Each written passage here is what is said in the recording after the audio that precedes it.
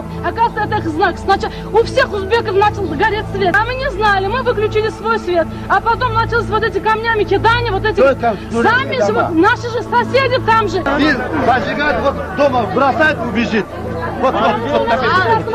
Все это было предусмотрено, заранее спланировано, и которые дома должны были погрому принадлежать, они уже моментально отмечены.